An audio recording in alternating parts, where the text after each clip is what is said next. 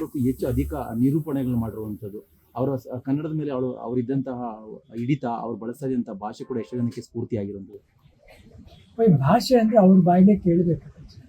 ಆಮೇಲೆ ನಿರೂಪಣೆ ಮಾಡ್ಬೇಕಾದ್ರೆ ನಮ್ಮ ಕರ್ನಾಟಕ ಸಂಸ್ಕೃತಿಯ ಪ್ರಕಾರ ಅಚ್ಚುಕಟ್ಟಾಗಿ ಸೀರೆ ಉಟ್ಕೊಂಡು ಬಂದು ಆ ಕನ್ನಡ ಮಾತಾಡಿದ್ರೆ ಭಾರಿ ಅಚ್ಚುಕಟ್ಟಾಗಿ ಮಾಡಿಕೊಡೋದು.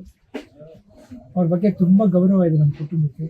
ನಮ್ಮದೇ ಸಿನಿಮಾ ಇನ್ಸ್ಪೆಕ್ಟರ್ ವಿಕ್ರಮಲ್ಲಿ ನಮ್ಮ ತಾಯಿ ನಿರ್ಮಾಣ ಮಾಡಿದ ಒಂದು ಚಿತ್ರದಲ್ಲಿ ಅವರು ಒಂದು ಪಾತ್ರ ಮಾಡಿದ್ದಾರೆ ಶಿವಣ್ಣ ಅವ್ರ ಜೊತೆ.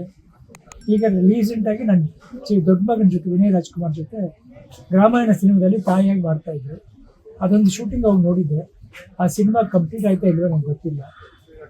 ಬಟ್ ಎಲ್ಲೋ ಒಂದು ಕಡೆ ನಮ್ಮ ಅಣ್ಣನಿಂದ ಹಿಡಿದು ನನ್ನ ಮಗನವ್ರಿಗೂ ಆ್ಯಕ್ಟ್ ಮಾಡ್ಕೊಂಡೇ ಬಂದಿದ್ದಾರೆ.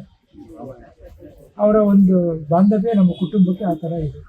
2 ಜನ್ರೇಷನ್ ಆದರೂ ಆ ಬಾಂಧವ್ಯ ಹಾಗೇ ಇದೆ.